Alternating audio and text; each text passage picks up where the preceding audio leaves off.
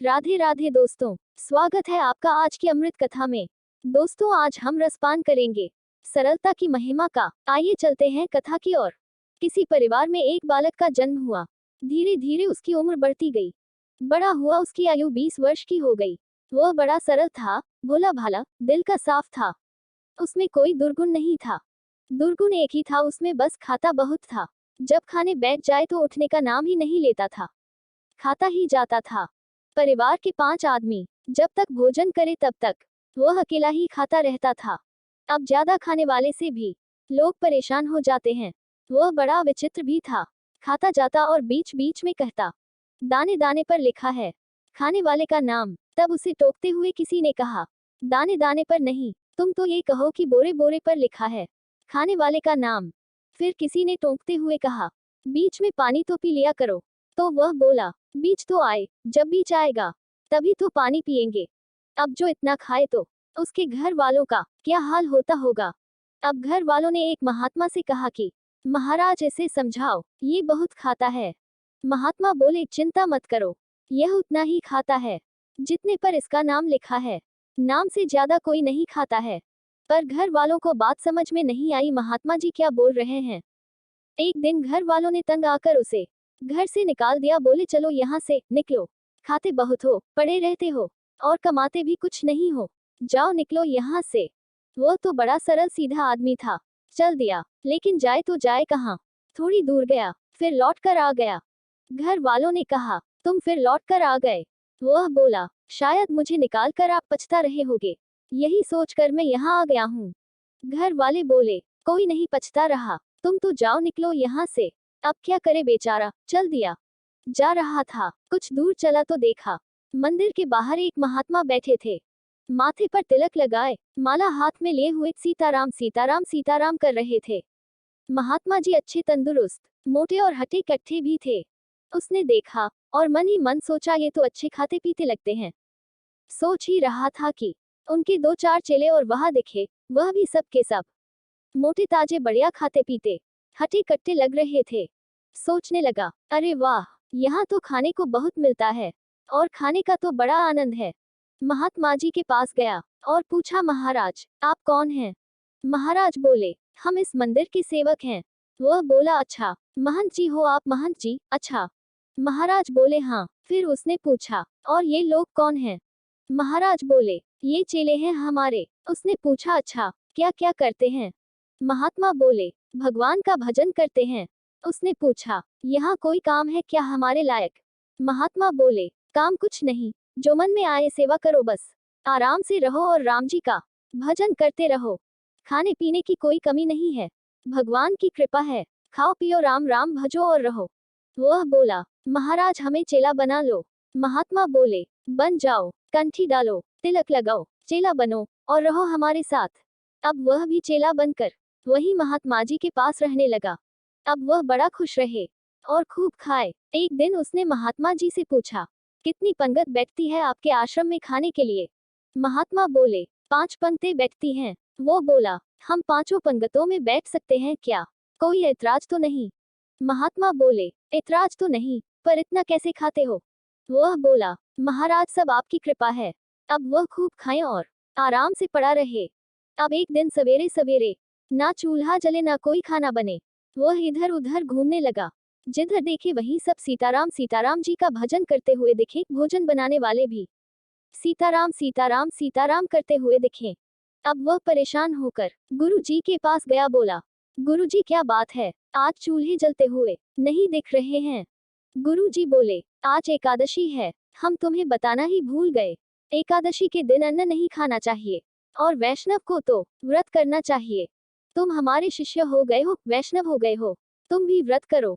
वह बोला, गुरु जी, चेला और भी तो होंगे, सबसे कराओ एकादशी, हमसे ना कराओ।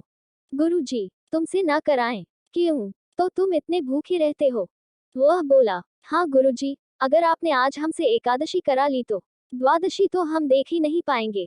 गुरु जी बोले, अच्छा, तो एक उपाय है। वैसे एकादशी के दिन किसी को अन्न तो नहीं खाना चाहिए, पर गुरु जी ने पूछा, अच्छा तो तुम बना लोगे भोजन। वह मरता क्या नहीं करता। उसने कहा, हम तो सब बना लेंगे। गुरु जी ने भंडारी से कहा, इसे सामान दे दो। और गुरुजी ने उससे कहा, नदी किनारे जाकर पेड़ के नीचे बैठना, वही भोजन बनाना और देखो, भगवान को भोग लगाना तभी भोजन पाना। भंडारी ने आलू, गुड़, घी, आटा, दाल सब दे दिया। वो सब सामान की पोटली बनाकर सिर पर रखकर सब सामान लेकर चल दिया। अब वह नदी किनारे पहुंचा। वहां उसने पहली बार भोजन बनाया। बड़ी देर में भोजन बना। भूख लग रही थी तगड़ी। तभी इतने में याद आया कि भगवान को भी भोग लगाना है। वह भगवान से कहने लगा कि देखो भगवान, मंत्र उपाय तो मैं कुछ जानता नहीं हूँ, इसलिए आप ऐसे ही आ जाइए। और बुलाने लगा भगवान को। राजा राम आए, प्रभु राम आए, मेरे भोजन का भोग लगाए। राजा राम आए, प्रभु राम आए, मेरे भोजन का भोग लगाए, मेरे भोजन का भोग लगाए। इस तरह से भगवान को बुलाया, पर भगवान नहीं आए। भगवान ने वैसे ही भोग लगा लिया, जैसे महात्मा जी के लगाने पर लगाते थे, पर आए नहीं। अब उसको लगा कि भगवान आए नहीं तो गुरुजी क्या कहेंगे, और हम कब तक भूखे रहेंगे। उसने फिर से बोला, भगवान, रूखी रोटी पाओ प्रेम से, रूखी रोटी पाओ प्रेम से, पियो नदी का पानी। राजा राम आओ, प्रभु राम आओ, मेरे भोजन का भोग लगाओ। राजा राम आइए, प्रभु राम आइए, मेरे भोजन का भोग लगाओ। उसने कहा, यहाँ तो यही है, रूखी सूखी रोटी और नदी का पानी। भगवान जी तो फिर भी नहीं आए। फिर वह बोला, अब हम समझ गए आप इसलिए नहीं आ रहे, क्योंकि यहाँ रूखी सूखी रोटियां खानी पड़ेगी और नदी का पानी पीना पड़ेगा। और अब ये रूखा सूखा भोजन करने कौन जाए। यहाँ मंदिर में ठाठ हैं, सब कुछ मिलता है आपको। तो भक्त बोला, मंदिर के भरोसे में मत रहना, मंदिर से प्राण बचाकर तो हम यहाँ आए हैं। आज एकादशी है, मंदिर में एकादशी है, इसीलिए आज रसोई नहीं बनेगी। मेरा कहा नहीं माना तो मंदिर में भूखे बैठे रहोगे। इतना कहकर वह फिर से भगवान को बुलाने लगा। राजा राम आओ, प्रभु राम आओ, मेरे भोजन का भोग लगाओ। और जो कहा, आज मंदिर में एकादशी है, भूखे बैठे रहोगे, इसलिए आ जाओ यहाँ। भक्त के बार बार बोलने से भगवान बड़े प्रसन्न हुए। उसने फिर से कहा, मेरा कहा नहीं माना तो बैठे रहोगे भूखे। इतना कहा ही था कि भगवान तुरंत प्रकट हुए। लेकिन भगवान जी भी बड़े कौतुकी हैं। राम जी अकेले नहीं आए। उसने श्री राम जी के संग सीता जी को देखा। भगवान की मनमोहक छवि को देखकर आनंदित हो गया। चरणों में सिर रखकर प्रणाम किया। जय हो। फिर एक दूसरे ही क्षण कभी भगवान को देखे, कभी रोटियों को देखे, कभी रोटियों को देखें, फिर वह भगवान को देखें। भगवान ने कहा, क्या हुआ? उसने कहा, नहीं नहीं, कुछ नहीं। भगवान ने कहा, जो भी बात है बताओ।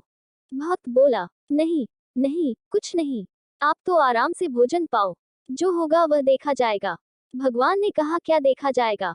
भक्त बोला, गुरुजी ने कहा था भगवान जी को भोग लगाना, तो हम सोच रहे थे एक भगवान ही आएंगे, पर आप तो दो आए हैं।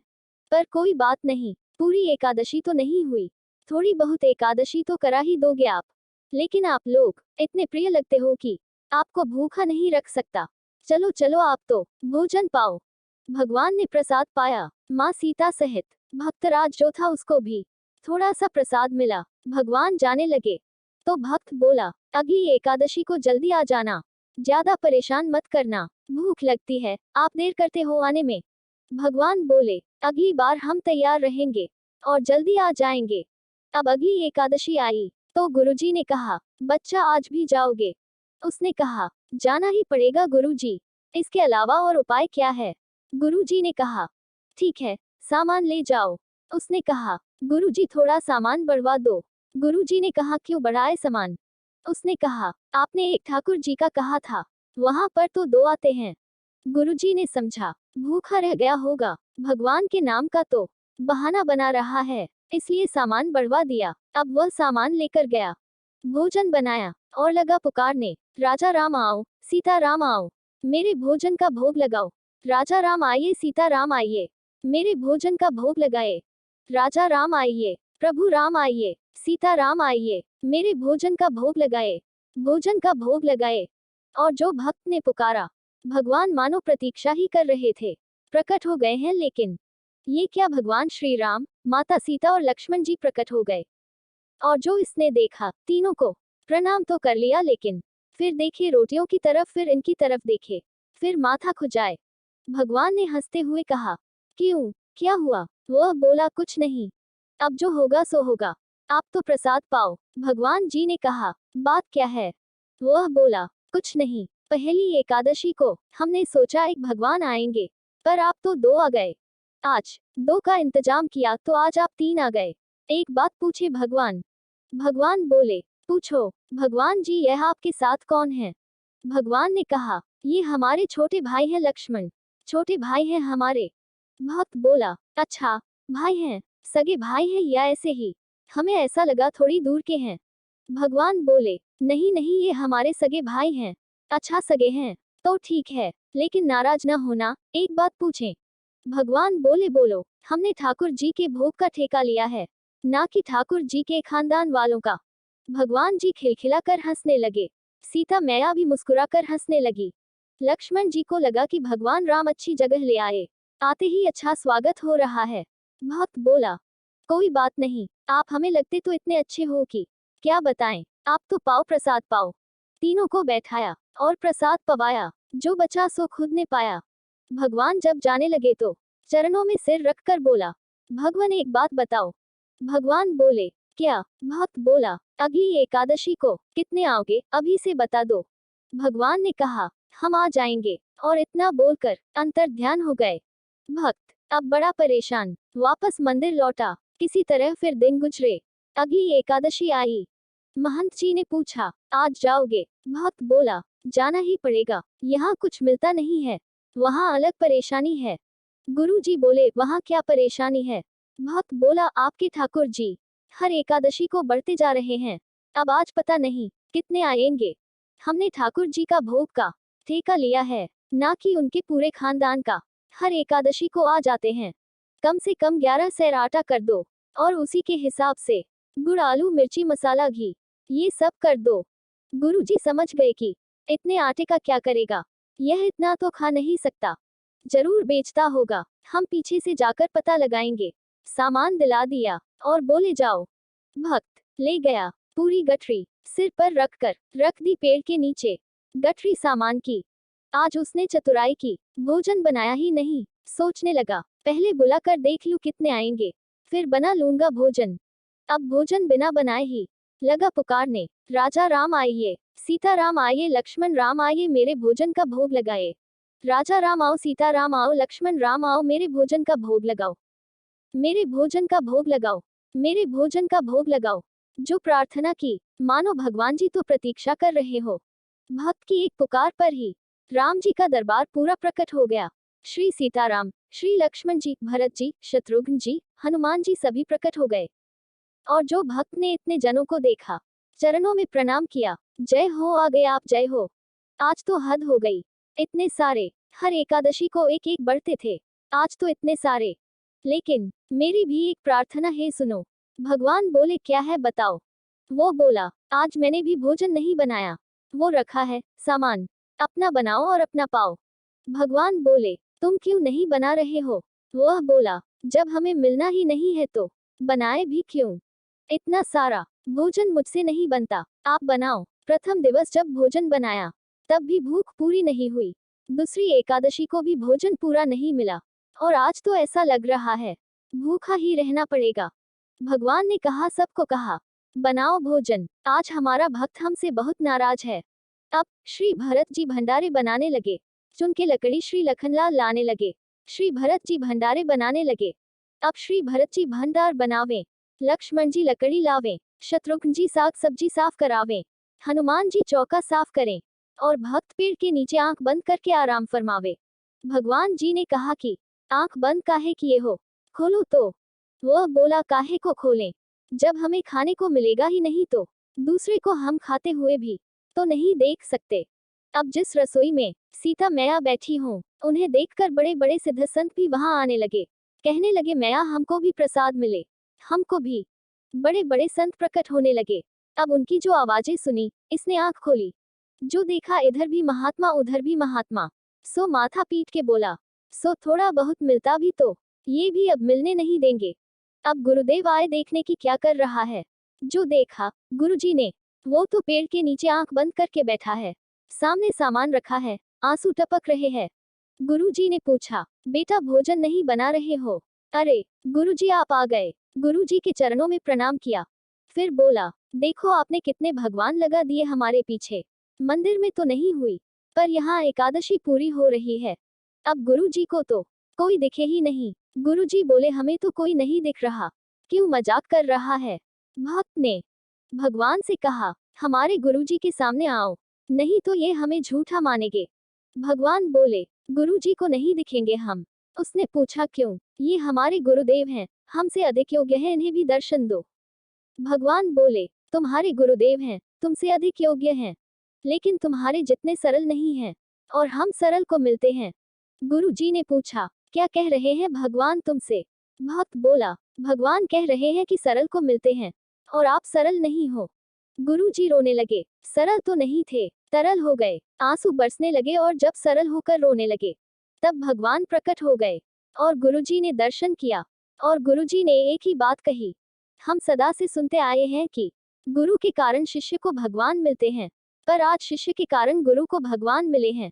दोस्तों, यही है सरलता की महिमा। और सरल शब्द का मतलब हम ऐसे समझ सकते हैं, स से सीता जी, र से राम जी, ल से लक्ष्मण जी, और जिसके हृदय में ये तीनों बसे हों वही है सरल। दोस्तों, सरल को भगवान मिलते हैं, क्योंकि जहाँ सरलता है वही तरलता है, और जहाँ तरलता है वही सरलता है, स्नेह है, वही प्रेम है। दोस्तों, आज की अमृत कथा यही पूरी होती है। बोलो भगवान श्री राम जी की जय। राम जी की कृपा आप पर बनी रहे। मिलते हैं और एक नई कथा के साथ। तब तक के लिए जय श्री कृष्णा, जय श्री राधे।